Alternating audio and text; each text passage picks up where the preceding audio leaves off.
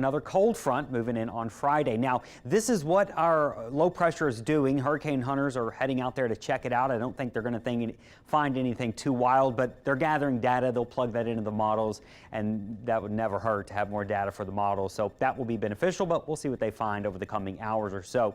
The path of this thing is going to lift to the north and then eventually northeast, and it's going to ride right along our coast going into tomorrow. So that's why it's going to be windier.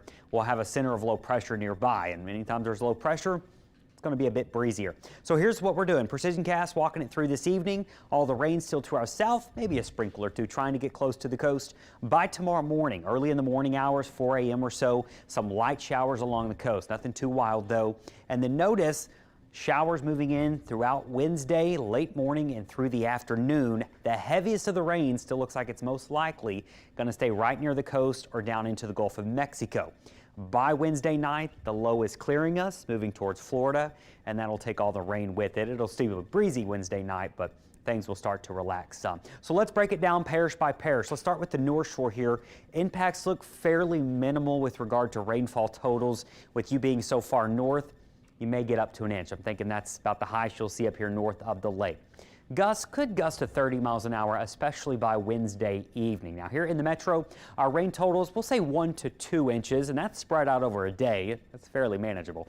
30 to 40 mile per hour wind gusts, especially near the lakefront, anywhere from New Orleans all the way out towards Metairie and Kenner. The river parishes, gustier winds right here near the lakes, could gust 30 there, but most of the parishes, 25 to 35 mile per hour gusts through the river parishes, maybe up to an inch. Not much rain. Thibodaux and Houma, 1 to 2 inches. It doesn't look like a whole lot for you either, but some soaking rain through the day. And then notice your higher totals as you get closer to the coast. The winds for like Thibodaux, Houma, and upper Lafourche and upper Terrebonne, we'll say 30 to 40 miles per hour. Now in coastal areas, this is where we're probably going to see the greatest impact here in our viewing area. We'll say 2 to 4 inches of rain for most, but there could be some isolated totals like down towards extreme portions of the mouth of the river. We're talking Venice. Could get over 4 inches of rain. That is certainly a possibility.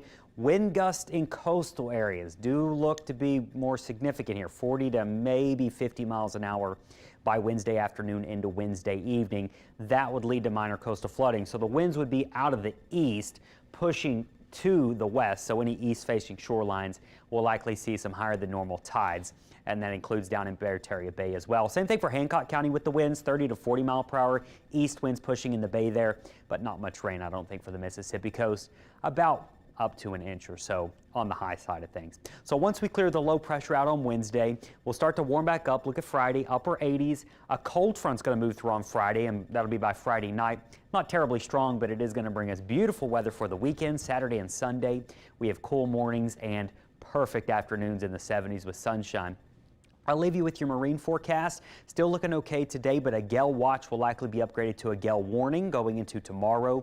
So a no-go out on the waters, whether you're in the lake or the Gulf. It's going to be rather choppy, and winds could easily gust over 40 knots, sustain 25 to 35 or so, and then we start to see some gradual improvements, Mike, as we head into Thursday.